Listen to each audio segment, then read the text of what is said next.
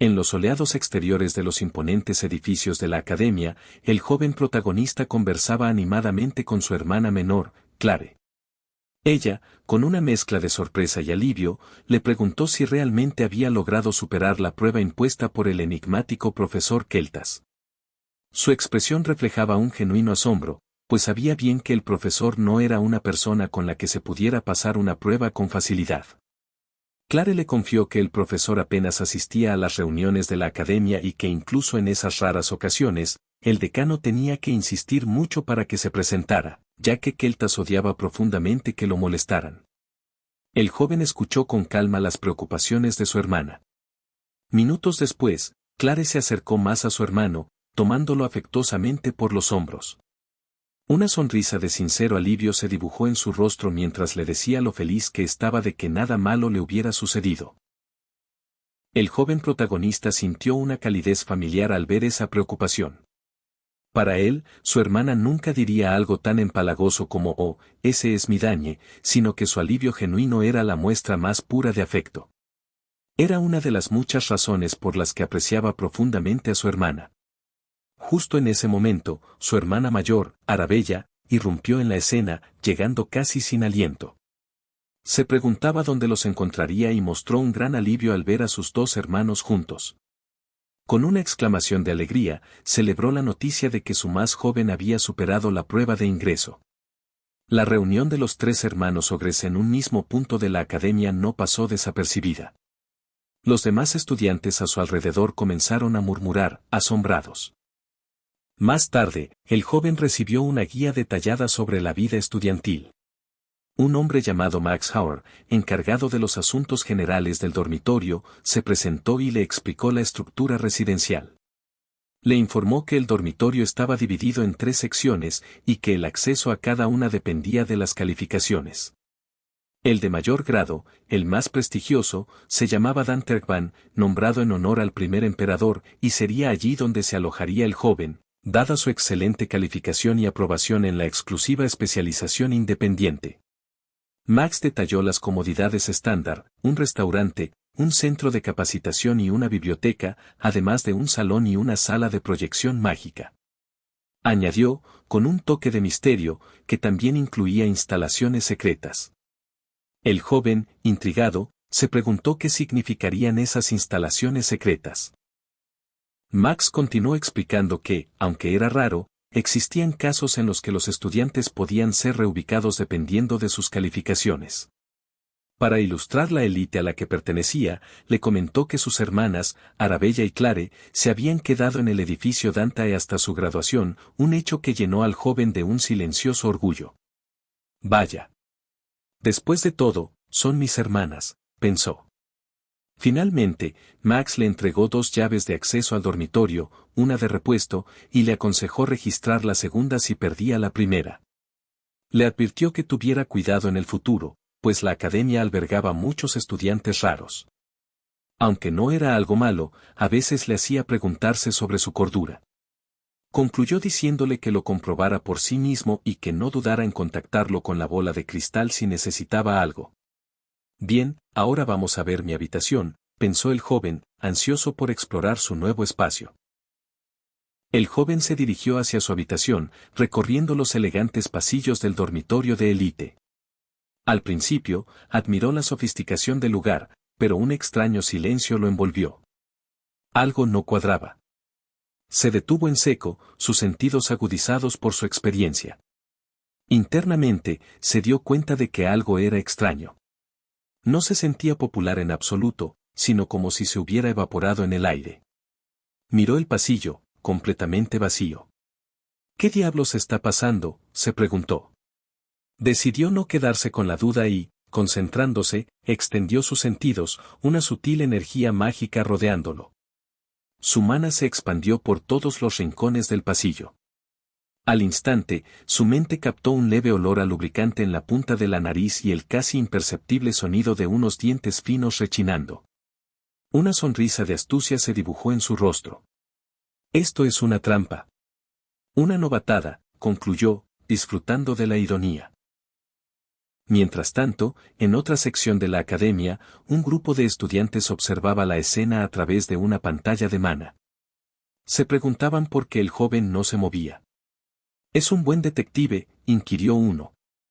Otro, impaciente, le preguntó al líder del grupo, Arnold Gillard, si estaba seguro de que su trampa no estaba atascada. Arnold, hijo mayor del barón Goulart y estudiante de tercer año, se jactó de la infalibilidad de su familia, los mejores cazadores por cientos de años, y afirmó tener plena confianza en sus trampas.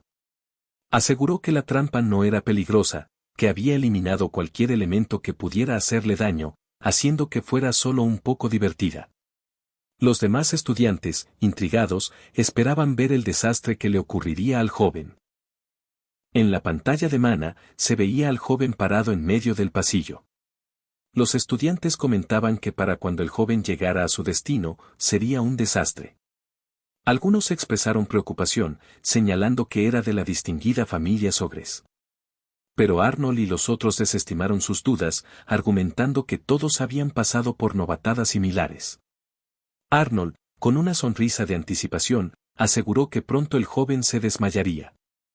Sin embargo, una estudiante de cuarto año de la casa Neriel, Priscila, se preguntó si esta vez sería diferente, dado que se trataba de alguien del Departamento de Estudios Independientes, con hermanas genios y él mismo prometiendo ser aún más talentoso.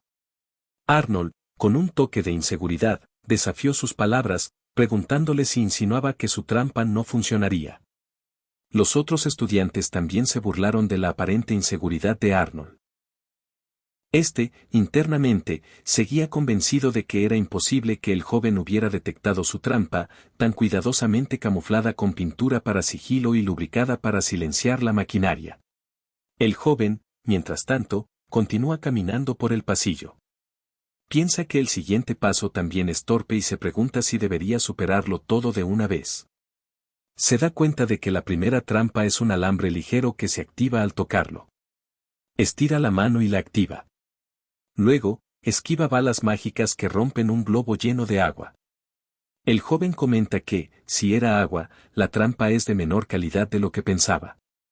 De pronto, se abre una compuerta en el suelo, liberando un humo maloliente.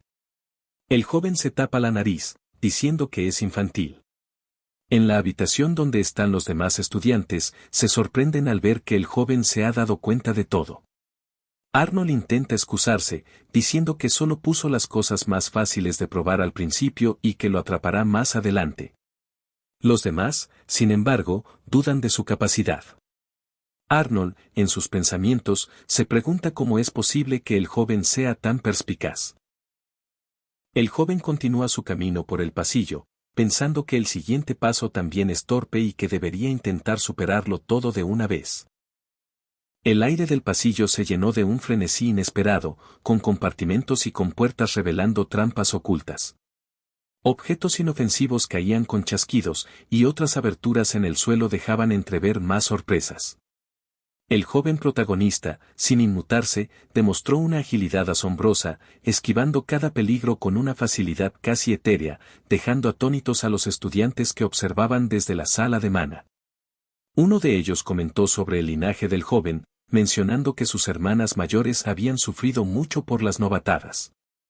Arnold, el autoproclamado maestro de las trampas y diseñador de la elaborada bienvenida, solo podía observar con frustración cómo sus meticulosas creaciones eran eludidas una tras otra. La sorpresa crecía entre los observadores.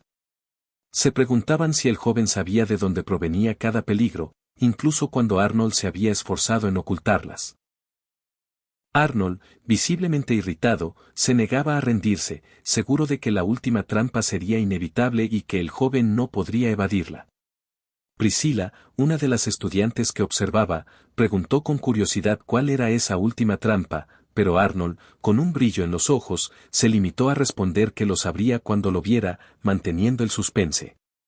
En el pasillo, el joven se encontró finalmente con la última trampa. Dos imponentes bestias invocadas aparecieron ante él con rugidos intimidantes. La situación habría helado la sangre de cualquier estudiante común, pero el joven protagonista se mantuvo sereno. Observó a las criaturas con atención, su mente analizando cada detalle, y pronto dedujo que eran una elaborada ilusión, una trampa visual y sonora diseñada para intimidar y hacer perder la compostura. Para él, estaba claro que no había nada que evitar o sobre lo que preocuparse realmente. Decidido a poner fin a la farsa, el joven preparó un ataque. Su mano comenzó a catalizar la magia, el poder etéreo concentrándose. Su objetivo no era destruir las ilusiones, sino interrumpir el flujo de poder mágico que las sostenía, impidiendo que funcionaran correctamente. En la sala de observación, los estudiantes se quedaron boquiabiertos. Se preguntaban si el joven no huiría, sino que, por el contrario, parecía estar cómodamente reuniendo poder mágico. Arnold, con el rostro pálido y el sudor frío recorriéndole la frente, se preguntó cómo el joven había descubierto la ilusión tan rápido en tan breve momento. Priscila, con un tono sombrío y desilusionado, sentenció el intento de su compañero como un fracaso. Con un movimiento preciso, el joven lanzó su magia, y la imagen de las criaturas se distorsionó y desvaneció en el aire. Con un suspiro de aburrimiento, comentó que era predecible. Entonces, añadió que sería divertido averiguar dónde se encontraba el verdadero diseñador de todas esas trampas. De repente, la escena en la sala de observación se tornó caótica. Gritos de pánico resonaron cuando los estudiantes exclamaban, mencionando a Eterach, pidiendo que se quitaran del camino, mientras una bestia invocada, un lobo imponente parado sobre dos patas, apareció de la nada, persiguiéndolos. Priscila, atemorizada, preguntó con desesperación por qué aparecía eso allí, y los demás gritaban a Arnold que hiciera algo para detenerla. Arnold, tan sorprendido como el resto, balbuceó que él tampoco sabía qué era eso y que no la había preparado. La bestia lanzó un rugido atronador, llenando a todos los alumnos de un miedo paralizante. En medio del caos, el joven protagonista apareció tranquilamente, con una expresión de curiosidad. Preguntó si se estaban escondiendo allí, señalando su ubicación. Arnold, con la voz temblorosa, le imploró ayuda, y los otros estudiantes se unieron al ruego, pidiendo que quitara a la bestia y prometiendo disculparse por la novatada. El joven, con un gesto de su mano, creó un portal por el cual la bestia invocada desapareció tan rápidamente como había aparecido, dejando a Arnold atónito y preguntándose si eso también había sido una ilusión. Con el peligro disipado, la tensión se relajó y los estudiantes se recompusieron, algo avergonzados por su fallida novatada y su posterior pánico. Uno de ellos, Terrain Valentine, un estudiante de quinto año del departamento de alquimia y el único descendiente directo del marqués Valentine, se acercó y se presentó al joven con una sonrisa forzada.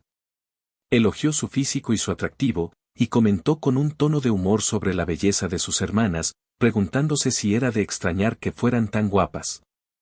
El joven, en respuesta, le estrechó la mano amablemente. Deroyan continuó elogiando al joven por su habilidad para evitar trampas, preguntándose si su paso a la especialización de estudios independientes era la razón por la que las novatadas no habían funcionado. Arnold, aún molesto y con el ceño fruncido, lamentaba en voz baja el destino de sus trampas. Deroyan, notando el malestar de Arnold, le explicó al joven que su compañero era el heredero de la famosa familia Goulart, conocida por ser cazadores, y el cerebro detrás de todas esas trampas. El joven, observando a Arnold, pensó que él era, entonces, el diseñador. Deroyan instó a los demás a presentarse. Priscila, un poco a regañadientes, dio un paso al frente y se presentó como Priscilla Nariel, una estudiante de cuarto año en el departamento de divinidad. Con un tono directo, añadió que una vez que entrara al departamento de divinidad, nunca se casaría, y le pidió que la cuidara. Al estrechar la mano del joven, Priscila se sorprendió enormemente, exclamando sobre la fuerza del poder mágico del joven, preguntándose si era posible tener tal nivel a su edad. Deroyan y los otros estudiantes se mostraron sorprendidos por la reacción de Priscila, preguntándose si su poder mágico era tan impresionante. Ella, aún perpleja, insistió que no tenía sentido. Un nuevo estudiante intervino con entusiasmo.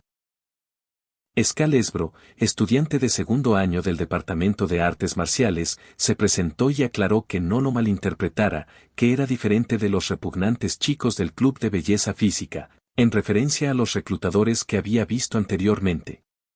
Con pasión, argumentó que los músculos eran importantes, pero que las artes marciales no se trataban solo de desarrollar músculos visibles, invitando al joven a interesarse y prometiendo enseñarle sobre las verdaderas artes marciales. El joven, al escucharlo, pensó en aquellos tipos grandes del día anterior y asintió. El joven, mirando a Arnold, pensó que solo quedaba una persona por presentarse. Skal le instó a Arnold a cumplir con su turno, mientras Deroyan se burlaba de él, preguntándole si realmente estaba molesto porque la trampa había sido destruida y si eso era todo lo que tenía para ofrecer. Arnold, con una expresión de resignación, finalmente se acercó y se presentó. El joven le estrechó la mano, pidiéndole que lo cuidara. Internamente, el joven pensó que Arnold estaba molesto por la destrucción de todas sus trampas. Con un tono conciliador, le dijo a Arnold que había sido una buena trampa y que parecía conocer muy bien los mecanismos y el gatillo. Pero lo que más le había llamado la atención había sido el trabajo de pintura de camuflaje. Arnold, sorprendido, preguntó qué. El joven, con una sonrisa, le sugirió que la próxima vez probara con una mezcla 4-6 de plata F3 y negro de 6 en lugar de negro F6, ya que con ese nivel de brillo, se notaría menos y sería más efectiva. Arnold quedó asombrado, murmurando que definitivamente tenía sentido. El joven concluyó diciendo que, aparte de esos detalles, era una trampa en la que cualquiera podría haber caído, lo que no era un logro menor.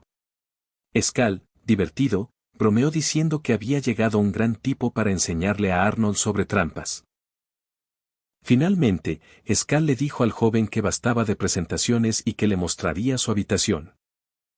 El joven, observando a sus nuevos y peculiares conocidos, pensó que eran chicos interesantes. A pesar de la extraña bienvenida, no se sentía mal, al contrario, sentía que había hecho buenos amigos. Mientras los demás estudiantes seguían susurrando, Arnold protestaba y los otros lo fastidiaban, burlándose de él.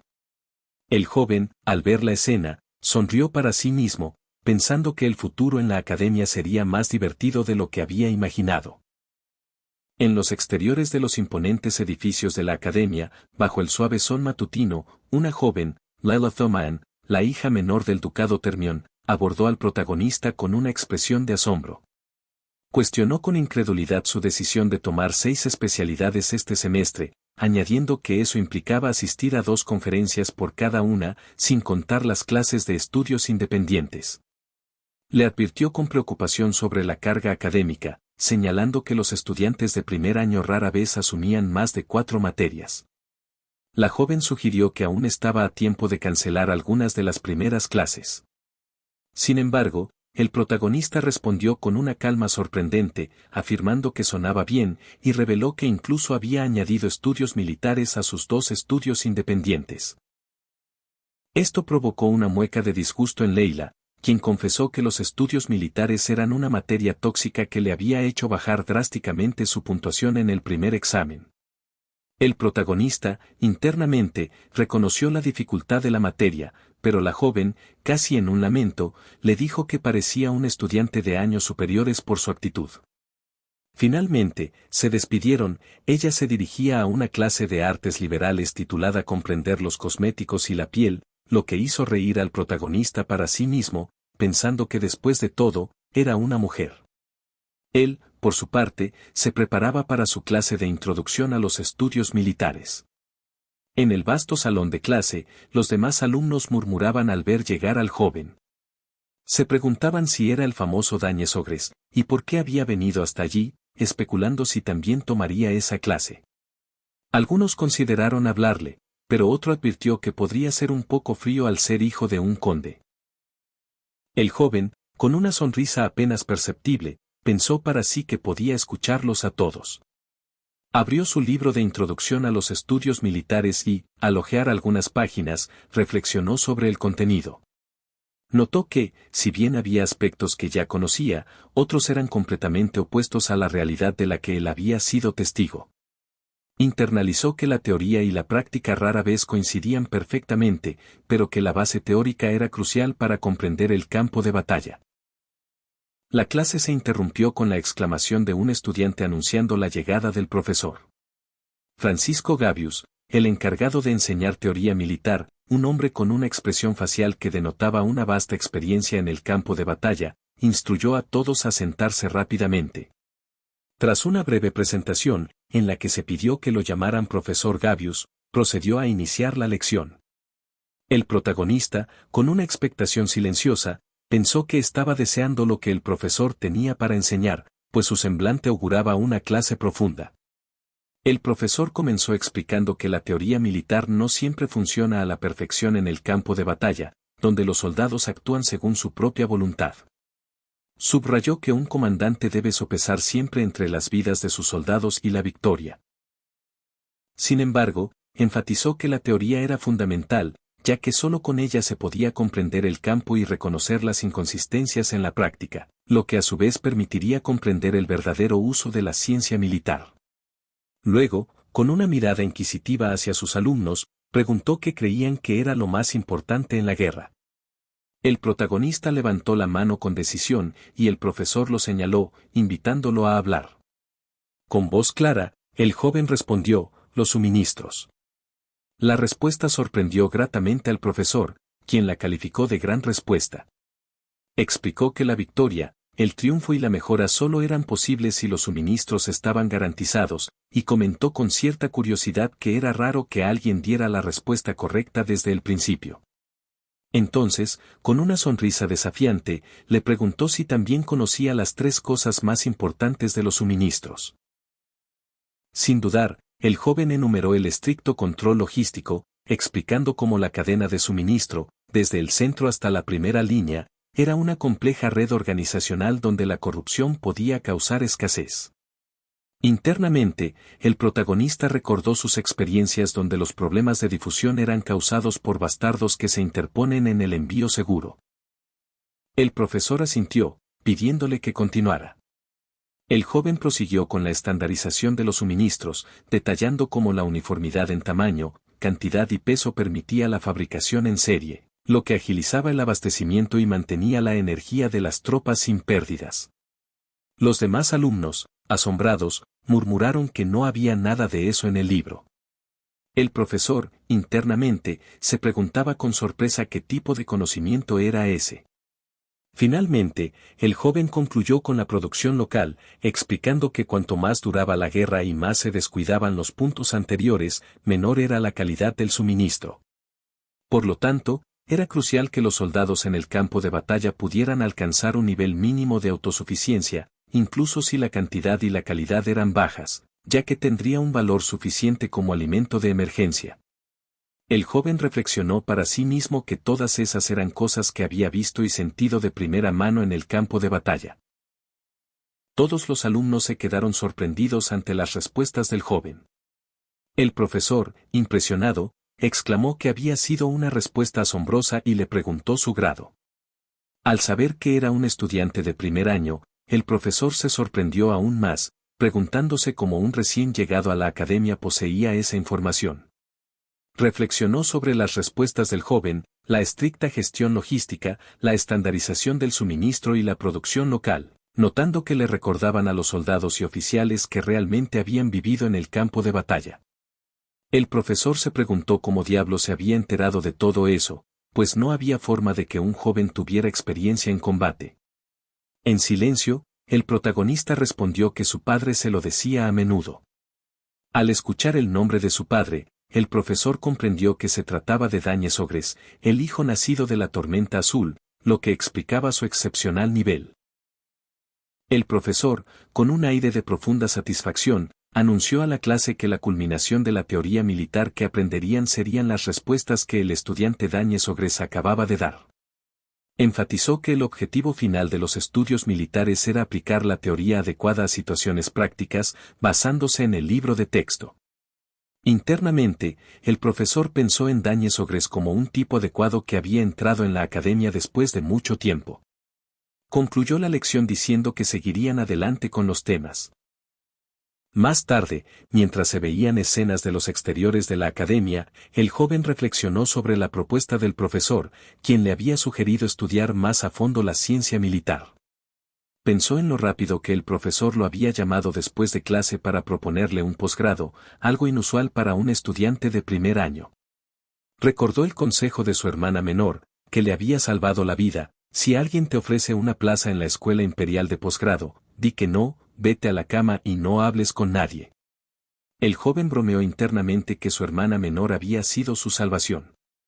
Luego, mientras miraba un mapa de la academia, se dio cuenta de lo inmenso que era el campus y de lo difícil que era acostumbrarse a él.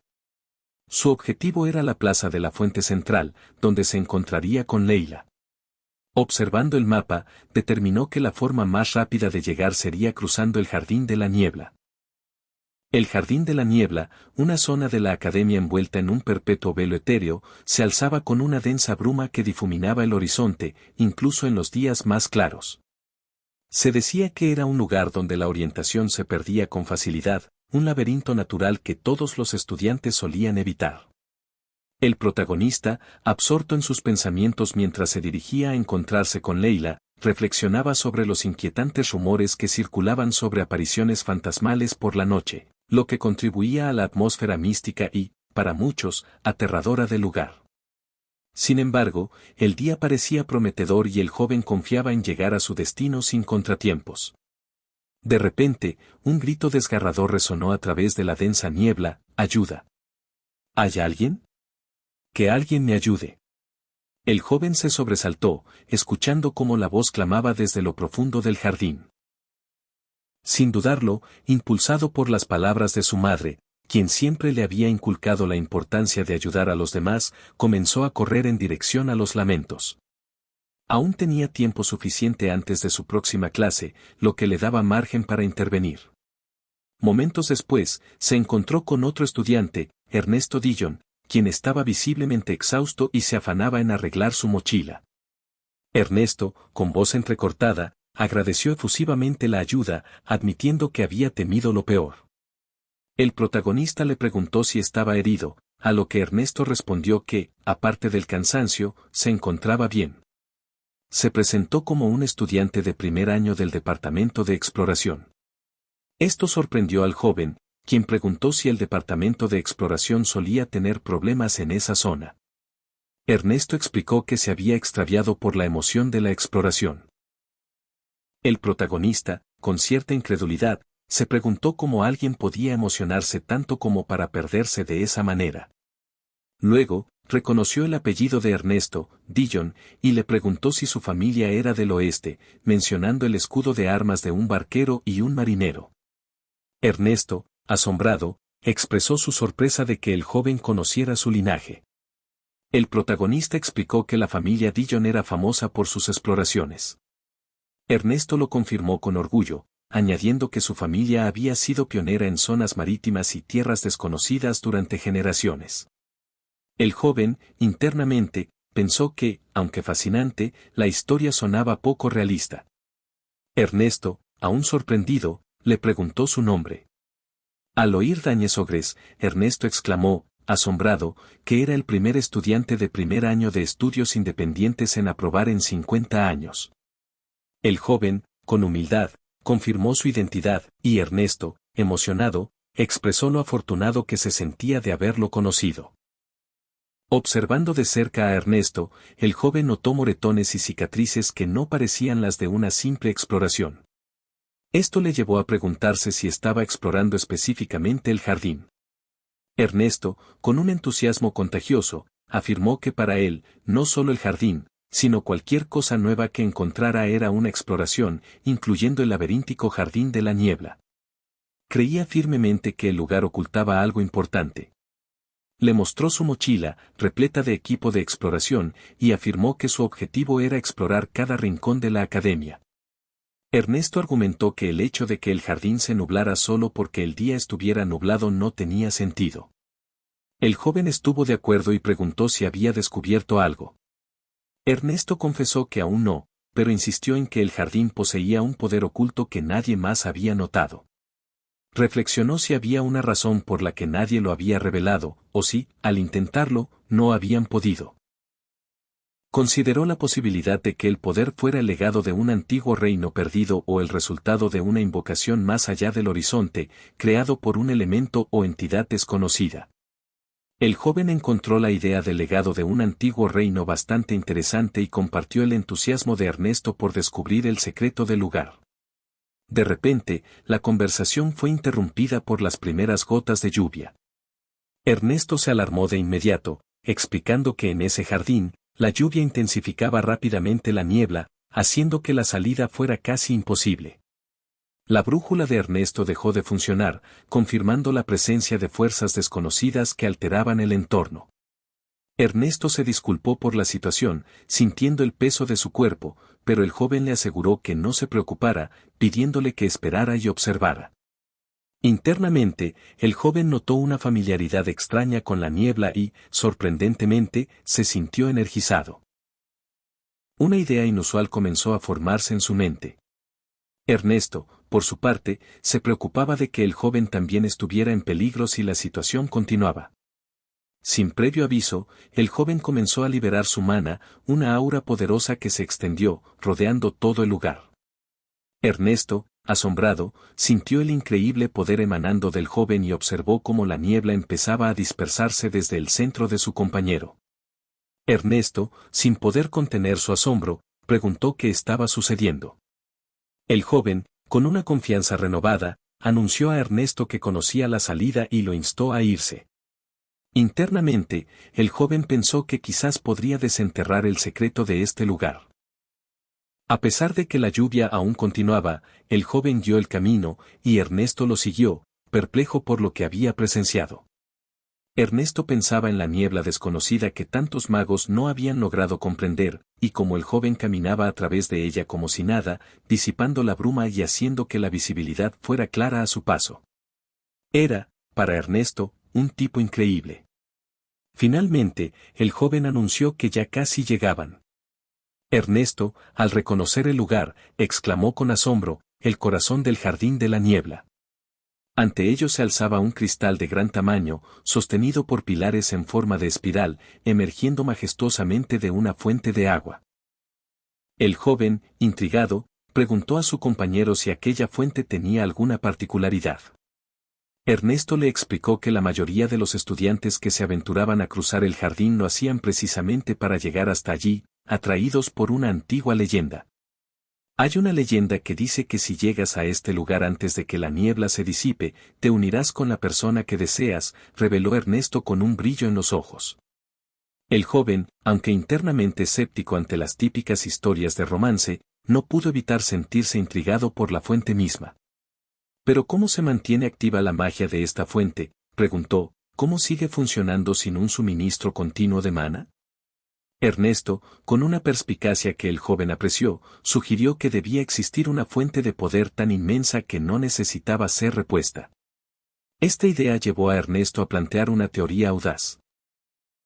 Si ese era el caso, el jardín entero podría ser un mecanismo gigante, y la fuente mágica, una reliquia antigua en su corazón. El joven encontró esta hipótesis convincente, dada la complejidad innecesaria y el diseño retorcido del jardín, que bien podría ser parte de un sistema mayor. Ernesto, recordando cómo el joven había usado su propia magia para disipar la niebla y abrirse paso hasta allí, añadió a sus pensamientos que la niebla misma debía estar intrínsecamente relacionada con el poder de la fuente. Con un instinto casi premonitorio, el joven extendió su mano y tocó el cristal de la fuente. Una sensación inconfundible lo invadió, como si algo dentro de él reaccionara al encontrarse con un viejo amigo. En ese instante, comprendió, esto es magia antigua. Justo entonces, Ernesto le interrumpió con urgencia. Espera, espera, exclamó, señalando unas escrituras en la superficie del cristal. Esta es la lengua antigua Sekrit. El joven, sorprendido, preguntó por el idioma. Ernesto, con orgullo, afirmó que no estaba seguro hasta que lo tocó, pero ahora no tenía dudas, era la lengua utilizada en el antiguo reino perdido de Sekrit. Cuando el joven preguntó cómo lo sabía, Ernesto, como miembro de la renombrada familia Dillon, explicó que el estudio de lenguas antiguas era esencial para los exploradores, ya que sería frustrante llegar a unas ruinas y no poder leer lo que allí estaba escrito. Aunque no dominaba todos los idiomas, había aprendido ese de su padre desde pequeño. Con entusiasmo, se dispuso a intentar descifrar el texto. El joven observó a Ernesto, pensando que sus instintos de explorador estaban realmente en marcha. Ernesto se acercó al texto, copiándolo en su libreta y murmurando mientras intentaba descifrarlo. Después de un momento de concentración, exclamó que había terminado de decodificarlo. ¿Qué dice?, preguntó el joven con expectación. Ernesto, mostrando su libreta, reveló la misteriosa inscripción. Aquellos que estén calificados probarán su fuerza. ¿Calificación? Probar, reflexionó el joven en voz alta. Para él, la calificación podría significar la magia antigua, ya que cuanto más se acercaba al centro del jardín, más familiar le resultaba la energía. Ernesto comentó que, si la calificación se refería al poder antiguo, no había forma de que alguien con tal poder existiera. Agradeciendo a Ernesto, el joven alzó su brazo, revelando un brazalete. Concentrando su mana, comenzó a imbuir la joya con energía. Internamente, pensó que las runas tenían poder en sus formas y que si usaba el brazalete, éste podría reaccionar. Ernesto, asombrado, vio cómo símbolos extraños aparecían en la pulsera, rodeada por el mana del joven. Con un movimiento decidido, el joven lanzó el brazalete a la fuente de agua. De pronto, un fenómeno asombroso comenzó a ocurrir. ¿Qué está pasando de repente?, exclamó Ernesto, mientras el gran cristal de mana en el centro comenzaba a temblar violentamente. Está temblando como loco, gritó. Dañe, ¿qué has hecho exactamente? Ante sus ojos, la fuente se hundió en el suelo. El joven, con una sonrisa de satisfacción, pensó que esa era la respuesta correcta después de todo. Una poderosa ráfaga de viento salió del lugar, obligando al joven a protegerse con una mano. Ernesto, perplejo, no podía comprender lo que sucedía, la niebla, una antigua reliquia activada con tanta facilidad. El brazalete regresó a la mano del joven y Ernesto, con asombro, se dio cuenta de que el calificado resultaba ser Dañe. Ernesto. Mira eso, exclamó el joven, señalando un punto en el centro. Ambos se sorprendieron al ver algo brillante. «Wow, es hermoso, como una joya», exclamó Ernesto, asumiendo que ese debía ser el núcleo de energía que hacía funcionar la fuente, y quizás la causa de todos los fenómenos extraños en el jardín. «Asombroso», murmuró Ernesto. El joven, con una mirada de determinación, se volvió hacia Ernesto. «Ahora entonces». Comenzó, dejando la pregunta en el aire. Nos enfrentamos al antiguo poder. El joven protagonista concentró el mana que fluía desde su antiguo brazalete. Un círculo mágico resplandeciente se abrió bajo sus pies, y el mana envolvió todo su cuerpo, creando un aura visible. Reconoció al instante la naturaleza de este poder, magia antigua, una fuerza primordial que resonaba con el legado de Arcania, un reino mágico hace mucho tiempo destruido. Lo más asombroso fue que, al absorber esta energía, el joven descubrió que ahora podía comprender el antiguo lenguaje que antes le resultaba indescifrable, una confirmación irrefutable de que había absorbido el verdadero legado de Arcana. Sin embargo, la manifestación de este poder no estuvo exenta de consecuencias. De repente, un dolor agudo lo atravesó el pecho, y un pequeño círculo mágico se formó visiblemente sobre su corazón. Con asombro, el joven se dio cuenta de que ahora poseía tanto un núcleo como un círculo mágico. Reflexionó sobre la extraña dualidad de ambos, sus roles se oponían completamente. La coexistencia de estas dos estructuras era inusual y, por lo general, ineficiente y perjudicial para el cuerpo, una realidad dolorosa que muchos espadachines mágicos padecían con problemas cardíacos crónicos. El joven se dio cuenta de que nunca había deseado crear un círculo utilizable solo para magia, y se sorprendió de que se le hubiera implantado a la fuerza. Mientras avanzaba fuera del jardín junto a Ernesto, quien había presenciado la sorprendente exhibición de poder, su compañero notó la palidez del joven y le preguntó si se encontraba bien. El joven, aunque con una ligera incomodidad, le aseguró que solo tenía mucho en qué pensar. Ernesto, respetuoso, decidió no insistir, pero comentó que el poder que el joven había absorbido, así como la niebla y las runas, parecían estar intrínsecamente conectados con él. El joven, siguiendo la sabiduría de su hermana menor, evitó dar detalles completos, afirmando que él mismo no conocía todos los pormenores. A pesar de las incógnitas, la experiencia había encendido la chispa de la exploración en Ernesto. Con un brillo en los ojos, propuso al joven buscar misterios juntos en la academia, comprometiéndose a compartir cualquier fenómeno o lugar extraño que descubrieran. El joven, considerando la posibilidad de que existieran otros lugares con colecciones de magia antigua similares a la que acababa de encontrar, aceptó la propuesta. En ese momento, Ernesto le recordó que tenía una clase, y el joven se dio cuenta, con un sobresalto, de que se le había hecho tarde para encontrarse con Leila. Se disculpó rápidamente con Ernesto y echó a correr. Ernesto lo observó alejarse con una sonrisa, pensando en lo interesante que era su nuevo amigo y anticipando las cosas increíbles que sucederían si seguían explorando juntos. Mientras corría por los pasillos, el joven notó una ligereza inusual, moverse se sentía extrañamente fácil. Reflexionó sobre la coexistencia de su círculo y su núcleo, no había incomodidad alguna. Contrario a la lógica mágica, donde un círculo solía interferir con la eficiencia de la magia del núcleo, no sentía nada extraño. De hecho, era lo opuesto, la magia circulaba a través del círculo y, sorprendentemente, se reunía de nuevo en el núcleo, volviéndose más pura que antes. Esta revelación lo llevó a la conclusión de que debía contactar a su hermana mayor para informarle de este extraordinario desarrollo. Finalmente, en el vibrante distrito Engston, el joven se encontró con Leila, quien admiraba el famoso lugar, señalando la imponente entrada de la barrera mágica. Leila explicó que esta barrera, creada por Sol Einstein, un mago legendario de la academia, se activaba una vez al año para evaluar el talento mágico de los estudiantes de primer año. Al atravesarla, la barrera proyectaba un color específico que indicaba la calidad y el grado de la magia de cada individuo. Leila detalló que, si no tenías talento, no había cambio de color, el amarillo indicaba un talento decente, el azul, un talento considerable, y el rojo, un talento abrumador. Con orgullo, Leila reveló que todas sus hermanas habían obtenido el color rojo. Leila, con una sonrisa confiada, se adelantó y atravesó el portal, y la barrera se iluminó con un brillante rojo.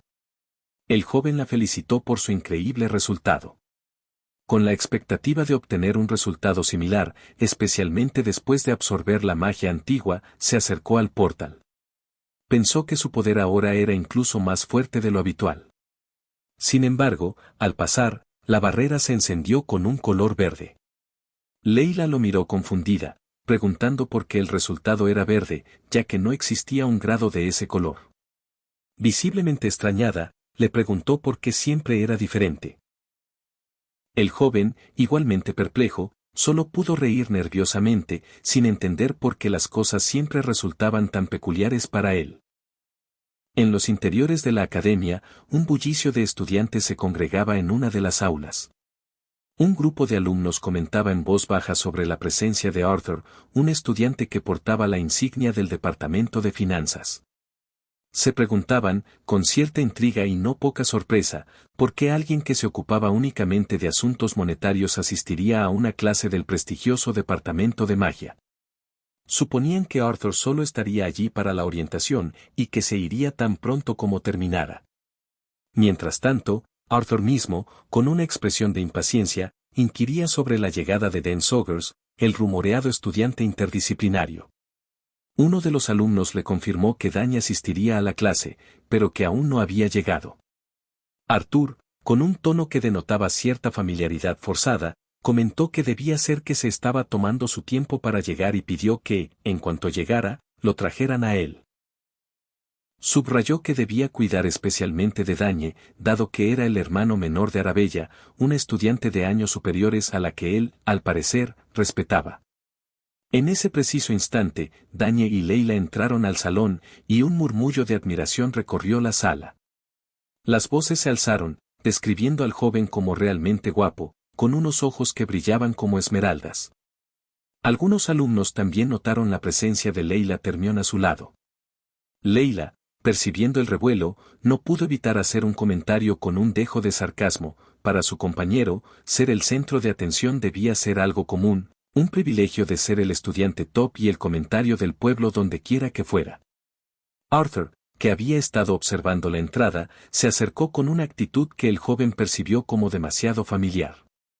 Se presentó y, con una sonrisa que no llegó a sus ojos, mencionó haberlo visto claramente en la ceremonia de ingreso, destacando su presencia.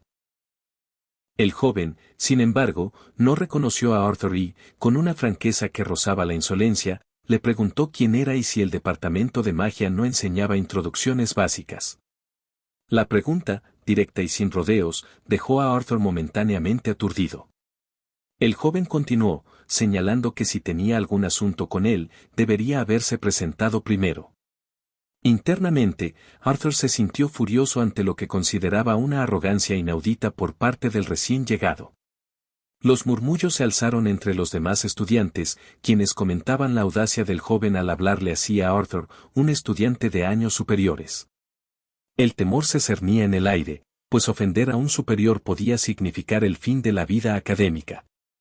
Arthur, con el rostro enrojecido, reprochó al joven su falta de respeto, argumentando que había venido específicamente por ser el hermano de una estudiante mayor a la que él respetaba, y que aún así, estaba actuando sin conocer su lugar. Incluso sugirió que su actitud podría dañar la reputación de su propia familia. El joven, con una calma que exasperaba a Arthur, respondió que no lo había pensado mucho y, con una mirada penetrante, señaló que, por lo que veía, era Arthur quien estaba siendo descortés. Arthur, pensando que no podía permitir que este desaire dañara su reputación y asumiendo que Arabella, la estudiante superior, lo entendería, comenzó a reunir mana en su mano, listo para actuar. Sin embargo, antes de que la situación escalara, la voz autoritaria del profesor, jefe del departamento de magia, resonó en el aula. Preguntó qué estaba pasando, y Arthur, sobresaltado, se retractó rápidamente, balbuceando que solo había pasado a saludar a los nuevos alumnos.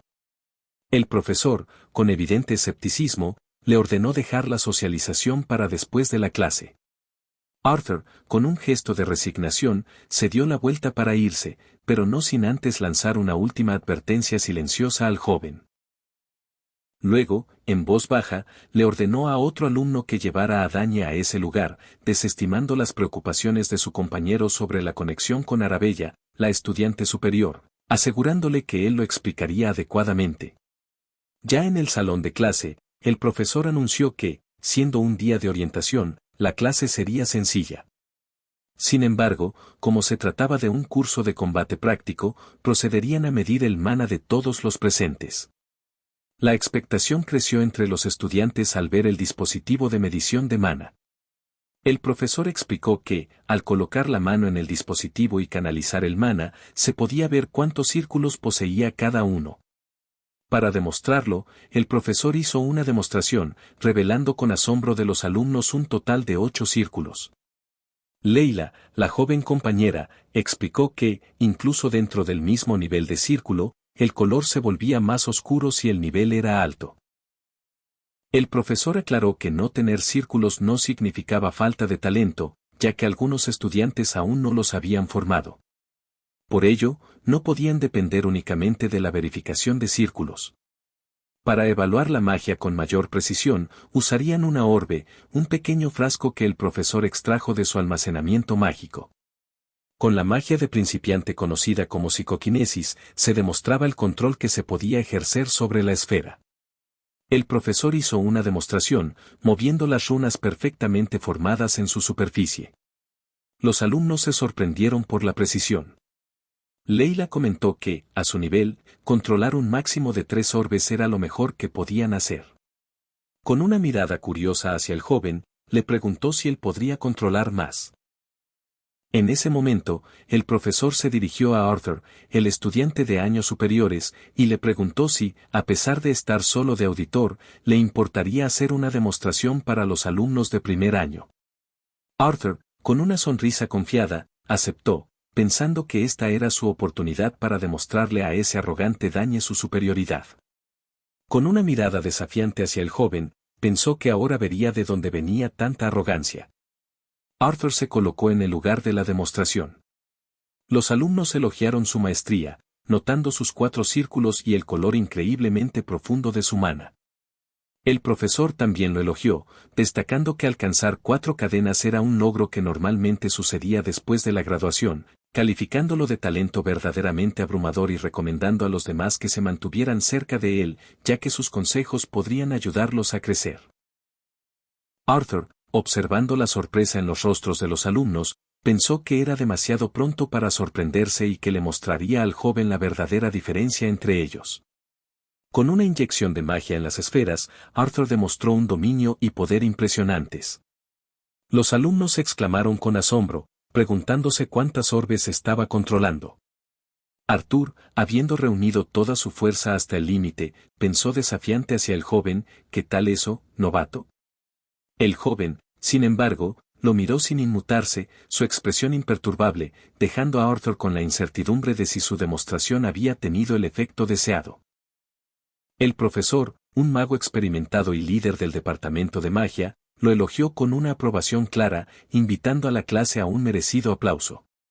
Con una sonrisa, preguntó a qué torre de magia Arthur tenía planeado unirse después de la academia, un gesto que denotaba el alto nivel que el estudiante había alcanzado. Arthur, con un asentimiento respetuoso, se retiró, mientras en su interior albergaba una punzante curiosidad por ver el verdadero nivel de mana del joven protagonista. El profesor se dirigió entonces a la clase, advirtiendo con voz clara que, si alguien no poseía mana, el dispositivo de medición no arrojaría ningún resultado. Ofreció la oportunidad de abandonar el aula a aquellos que se sintieran incómodos con esta posibilidad. Un silencio se apoderó de la sala, nadie se movió. Bien, dijo el profesor, entonces comencemos. Los estudiantes formaron fila ordenadamente, dispuestos a someterse a la prueba, mientras Leila y el joven observaban el flujo constante de sus compañeros. Leila susurró que a esto lo llamaban orientación, pero en realidad, era solo una forma de exhibir las habilidades de cada uno ante todos. El joven asintió, confirmando que así era precisamente la academia. Uno a uno, los alumnos pasaron al frente, colocando su mano sobre el instrumento mágico para que su mana fuera medido. Algunos exclamaron con alegría al ver su primer círculo aparecer, mientras que otros resoplaban con frustración al no poder manifestar ninguna habilidad.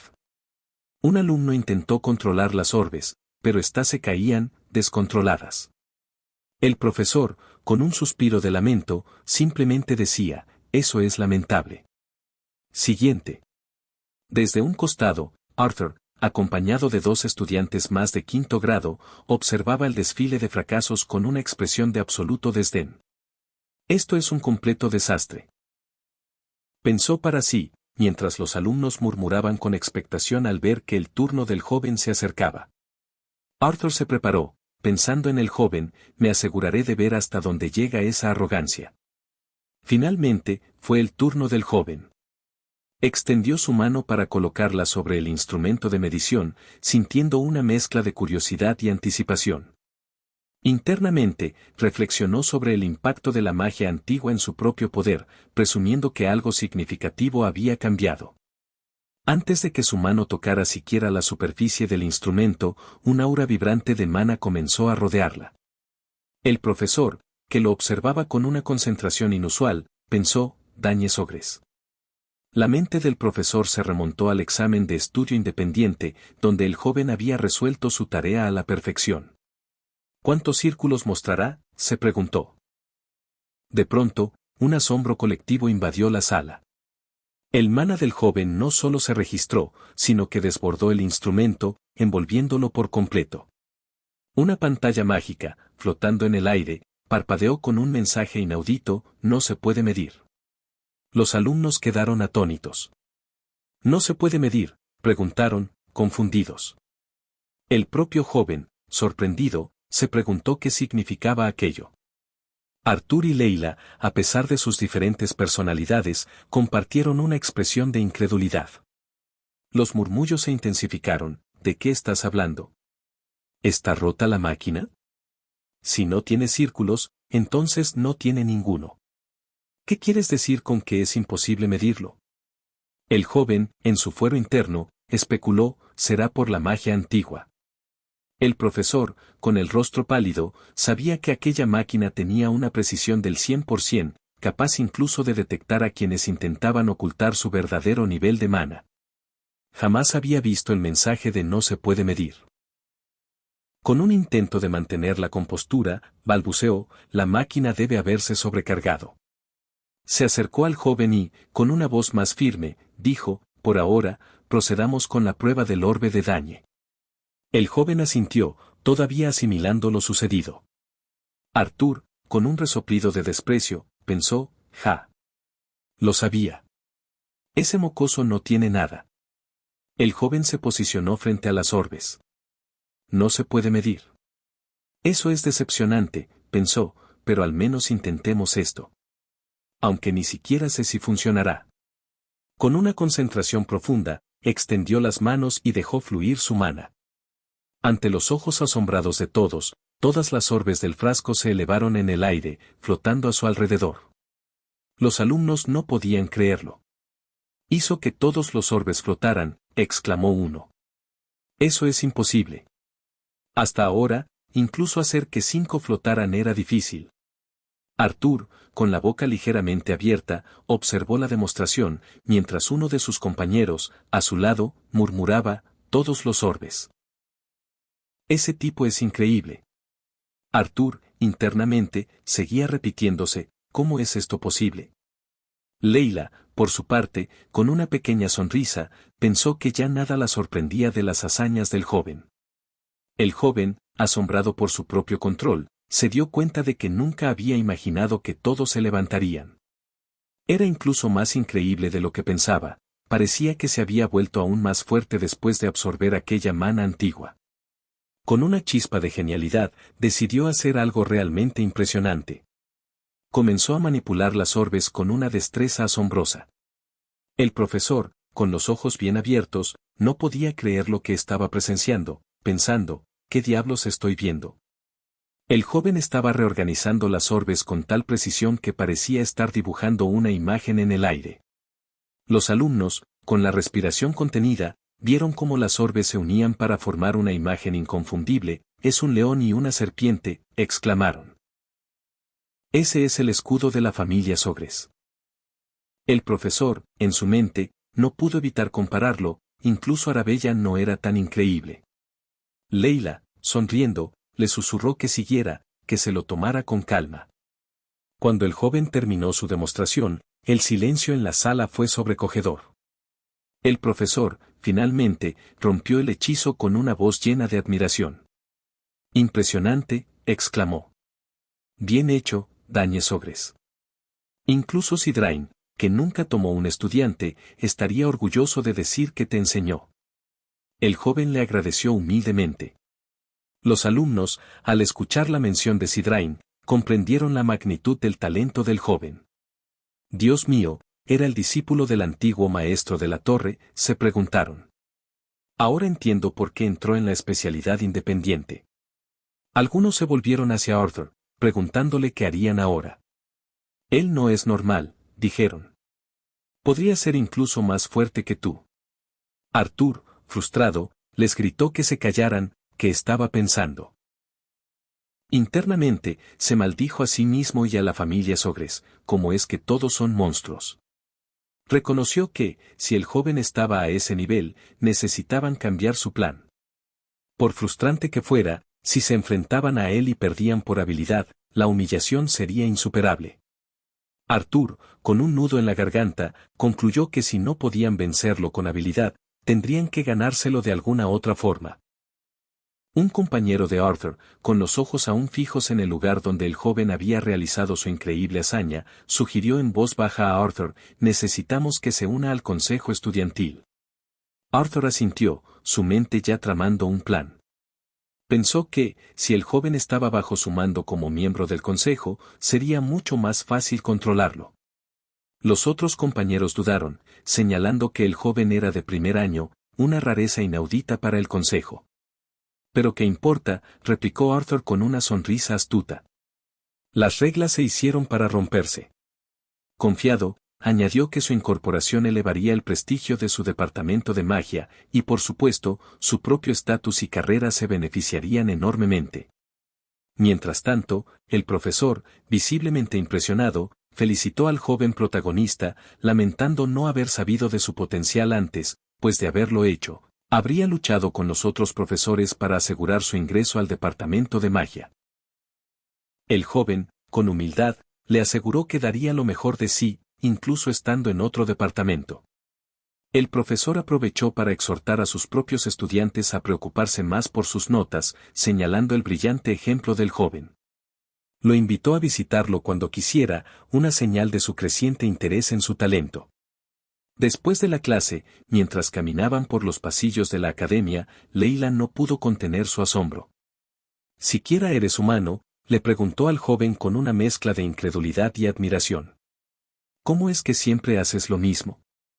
El joven, con una sonrisa enigmática, respondió que él también se lo preguntaba. Leila lo tildó de único y detergente, a lo que él replicó con humor que ella también había logrado hacer flotar 5 orbes. Escucharte decir eso no ayuda, refunfuñó Leila, claramente molesta por haber sido superada. El joven notó su enfado, divertido. De repente, la voz de Arthur Damat los interrumpió. Oye, Dañe. Vi tus habilidades. Exclamó, su tono repentinamente conciliador. Ofreció disculpas por su brusquedad anterior y pidió hablar un momento. El joven, internamente, notó el cambio drástico en la actitud de Arthur tan pronto como éste fue testigo de su verdadero potencial.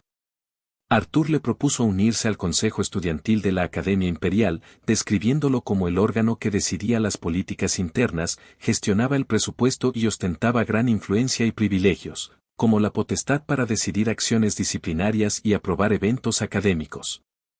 El joven recordó haber escuchado sobre esto de su hermana mayor, sabiendo que era un grupo influyente al que solo unos pocos lograban ingresar. Arthur continuó, enfatizando que el joven estaba más que calificado, e incluso excedía los requisitos, para ser miembro del consejo. Mencionó que, si se unía al consejo, automáticamente sería parte del salón Danterre. El joven, con una leve sonrisa, le informó que ya era parte de él. Arthur, un poco descolocado, intentó recuperar el control, sugiriendo que, aunque fuera parte por ahora, no sabía si podría quedarse hasta el final. Además, insistió en los privilegios de inmunidad que gozaban. El joven se preguntó cuántos privilegios tenían y si el consejo tenía potestad sobre eventos fuera de la academia.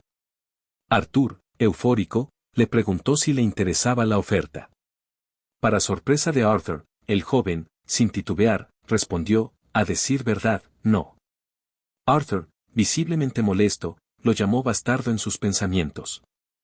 El joven explicó que, incluso si se uniera, no le interesaba a menos que lo lograra por mérito propio, y añadió que los privilegios concedidos sin razón siempre tenían un precio. Los compañeros de Arthur, que habían estado observando, comentaron entre susurros que el joven era agudo y había descubierto las intenciones de Arthur al instante. Arthur, indignado, le preguntó si sabía a qué se acababa de negar, insistiendo en que todos soñaban con ser parte del consejo estudiantil y que, cuanto más tiempo pasara en la academia, más se arrepentiría de rechazar una oferta tan increíble. Le instó a pensarlo bien. Leila, molesta por la insistencia de Arthur, tomó la mano del joven. Dañe, si llegamos tarde, no quedará ninguna tarta, le dijo, vamos. El joven aprovechó la excusa. Cierto, no tenemos tiempo que perder, exclamó. Arthur, desesperado, les gritó que no se habían ido, que no habían terminado de hablar, pero el joven le respondió que tenía un compromiso previo y se alejó con Leila. El joven, internamente, agradeció a Leila por la excelente excusa. Mientras continuaban su camino, Leila comentó lo molesto que era Arthur y su insistencia. Sospechaba que Arthur quería que el joven ingresara al consejo a toda costa para convertirlo en su lacayo. El joven le agradeció su ayuda. Leila, con un ligero fastidio, le preguntó si Arthur no la había visto, ya que ni siquiera le había dirigido la palabra. El joven, con una sonrisa, notó que esa era la verdadera razón de su enojo. A pesar de eso, Leila reconoció el talento absurdo del joven, confirmando que la prueba de ese día lo había reafirmado. No tengo opción, exclamó Leila, aceptando su singularidad. El joven preguntó si realmente servían tartas, y Leila confirmó que, siendo la Academia Imperial, tenían todo tipo de comidas. Excelente, andando, dijo el joven, ansioso por la recompensa dulce. En la oficina del profesor, Arthur le informaba sobre el joven. El profesor, riendo, comentó que quizás fuera incluso mejor que Arabella. Arthur preguntó si realmente era tan talentoso.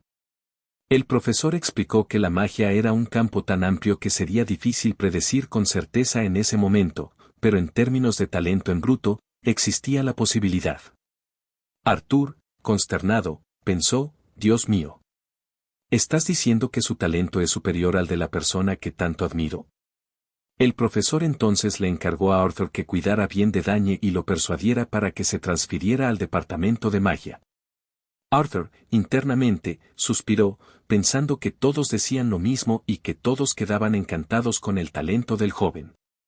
Le informó al profesor que ya lo había buscado después de clase y le había ofrecido unirse al consejo estudiantil, pero el joven lo había rechazado. El profesor se sorprendió, preguntando si Arabella le había dicho algo, y afirmó que el talento del joven era demasiado valioso para renunciar a él. Arthur aprovechó para preguntar sobre su propia carta de recomendación, pero el profesor se mostró evasivo, diciéndole que no fuera impaciente y que aún le quedaban 2 años. Arthur pensó que el profesor le había dicho lo mismo el año pasado, sospechando que estaba bloqueando sus oportunidades para mantenerlo a su antojo. Recordó que el profesor había sido el responsable de que 2 torres mágicas que le interesaban se alejaran durante su 3er año. Arthur, entonces, prometió intentar persuadir al joven.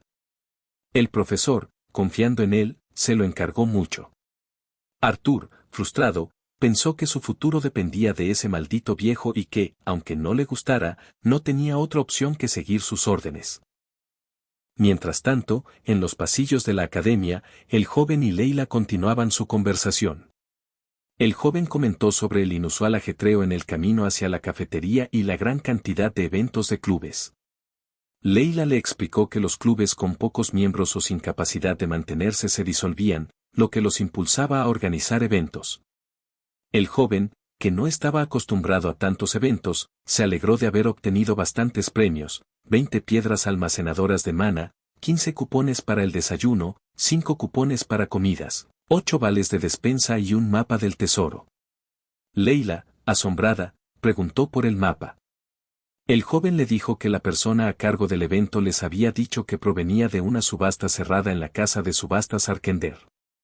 En Arkender, exclamó Leila, con una emoción palpable. Entonces debe ser un tesoro real. El joven, recordando lo que le había dicho su padre, confirmó que la casa de subastas Arkender era conocida por reunir objetos raros y valiosos de todo el imperio, con los mejores tasadores del país que aseguraban la autenticidad de sus artículos.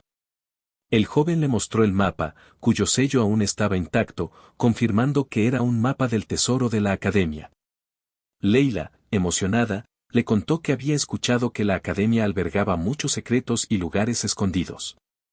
El joven, en su mente, pensó que Ernesto estaría encantado de ver esto. En la imponente sala de Metre, un espacio diseñado principalmente para conferencias de educación general, el joven protagonista se encontró con Ernesto, quien ya lo esperaba. Ambos se saludaron, reconociendo la coincidencia de estar juntos en aquella clase obligatoria para estudiantes de 1er año. El joven le preguntó a Ernesto sobre su estado físico, haciendo alusión a los recientes eventos con la magia antigua. Ernesto, aún procesando lo ocurrido, le dijo que su cuerpo no parecía tener mucha diferencia, pero que era un asunto complicado que le explicaría más tarde. El joven asintió, comprendiendo su reserva. Sin embargo, su conversación fue abruptamente interrumpida. Un grupo de estudiantes se acercó, y el joven notó un cambio radical en la expresión de Ernesto. Sus ojos se abrieron con temor, y su cuerpo comenzó a temblar visiblemente. El joven protagonista reconoció al instante ese miedo, similar al que podría experimentar un soldado al recordar un trauma. ¿Qué? Se preguntó el joven en su mente, los ojos de Ernesto acaban de cambiar. Está temblando mucho. Parece aterrorizado. Uno de los recién llegados, un joven llamado Bron, se dirigió a Ernesto con una familiaridad inquietante, preguntándole si era él. Ernesto, apenas audible, balbuceó un saludo tembloroso. Un alumno cercano se quejó de que no habían anunciado su entrada, afirmando que él había llegado primero. El joven observó la escena, pensando que, si eran amigos, la relación no parecía normal en absoluto. Bron, con una actitud de evidente superioridad, agarró la cabeza de Ernesto, quien solo pudo disculparse con miedo. Bron y sus compañeros se burlaron de él, comentando sobre su temblor y cómo pensaban que no lo lograría. El joven observó en silencio la humillación de su amigo. Bron, con un tono de voz que denotaba poder y costumbre de ser obedecido, le ordenó a Ernesto que fuera a comprarle un sándwich, alegando que era demasiado vago para ir él mismo. Ernesto, sorprendido, preguntó si lo quería ahora mismo. Bron, con una sonrisa maliciosa, le preguntó si no quería, a lo que Ernesto respondió que estaba con un amigo y que era un poco complicado.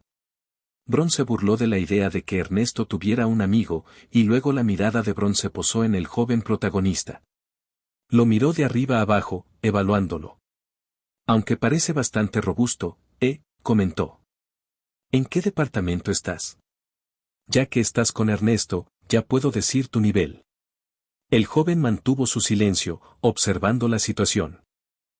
El joven protagonista, en su interior, pensó que, sin importar de qué familia fuera aquel tipo, su actitud despreocupada y matonesca le recordaba a los rufianes que había visto en el campo de batalla. Bron, impaciente por la falta de respuesta del joven, lo llamó bastardo y le exigió que respondiera. En ese momento, un profesor intervino, recordándoles que la conferencia estaba por comenzar y que debían moverse. Bron, resignado, indicó a su grupo que entraran, pero no sin antes advertir a Ernesto que hablarían después de clase, ya que tenía mucho que decirle. Ernesto, aún tembloroso, guardó silencio. Bron se alejó con sus compañeros, pensando que la vida en la academia estaba a punto de volverse mucho más interesante. El joven protagonista notó que Ernesto seguía temblando. Le preguntó si estaba bien. Ernesto, con voz temblorosa, se disculpó, diciendo que todo era su culpa. El joven le preguntó quiénes eran esos tipos, y Ernesto le reveló que eran de otra familia y que solían acosarlo en casa. Había esperado no encontrarse con ellos en la academia, dado su tamaño y la cantidad de departamentos. Se disculpó nuevamente por involucrar al joven. El joven, con una determinación clara en su mirada, le puso una mano en el hombro a Ernesto y le dijo que estaban bien, instándolo a entrar. Sin embargo, en su mente, el joven se preguntó, «¿Te ves pálido? ¿Qué tan mal te torturaron?». Le aseguró a Ernesto que no se preocupara demasiado y que iría con él. Ernesto se alarmó. «¿Ir conmigo?». «No. Puedo manejarlo solo». El joven le preguntó si solo iba a ir y escuchar lo que le dijeran, advirtiéndole que, si lo hacía, seguirían acosándolo como antes. Ernesto dudó. El joven le recordó la magia que había visto en la fuente y le preguntó si aún estaba preocupado. Ernesto, internamente, reconoció la fuerza de su amigo. «Sí. Dañe, eres realmente fuerte». El joven le preguntó si irían juntos. Ernesto, aún con dudas, aceptó el apoyo. Después de la clase, el joven protagonista y Ernesto se encontraron nuevamente con el grupo de Bron en un lugar más apartado. Bron, con una sonrisa complacida, comentó lo tranquilo y agradable que era el lugar, y luego se dirigió a Ernesto, preguntándole si aquello le traía viejos recuerdos. Con un tono burlón, le preguntó al joven si era realmente amigo de Ernesto y por qué lo había traído allí solo para buscar pelea. Luego, se volvió directamente hacia el joven, su tono volviéndose más amenazante. «¿Y quién diablos eres tú para meterte? ¿Quieres morir?». El joven, con una calma que exasperaba a Bron, le devolvió la pregunta. «¿Qué?», exclamó Bron, furioso. «Bastardo arrogante. Solo porque entraste a la academia, ¿crees que eres algo especial?». Bron se erigió, esperando impresionar al joven. Al menos has oído hablar de la familia Sauer, ¿verdad?, dijo con arrogancia. Soy el heredero de la familia más poderosa del oeste. El joven, para sorpresa de Bron, respondió con sinceridad, ¿la familia Sauer? Nunca he oído hablar de ella. Ernesto, con los ojos muy abiertos, pensó, ¿Diden? Los compañeros de Bron se enfurecieron. ¿Qué diablos acaba de decir ese bastardo? Bron. Vas a quedarte ahí parado y aceptar eso. Bron, con una orden clara, les dijo a sus compañeros, oye, ve a golpearlo. 3 alumnos se acercaron a Dan y Ernesto. Los acosadores se burlaron de Ernesto, diciéndole que debería haber elegido mejor a sus amigos, y que ahora lo golpearían el doble de fuerte. Ernesto gimió de miedo, suplicando que pararan y sugiriéndoles que se fueran mientras pudieran, advirtiendo que, sin importar lo fuerte que fuera el joven, esos tipos eran realmente peligrosos. Uno de los acosadores añadió que Bron era especialmente formidable, un genio de la esgrima desde que era un niño. El joven, al oír eso, mostró un atisbo de interés. Un genio de la esgrima, pensó. Ahora estoy interesado. Luego, con una sonrisa confiada, se dirigió a Ernesto. Ernesto. Te dejaré tomar a uno. Sácale la mandíbula de un puñetazo. Ernesto se sorprendió. Yo. El joven lo animó. Confía en mí y hazlo.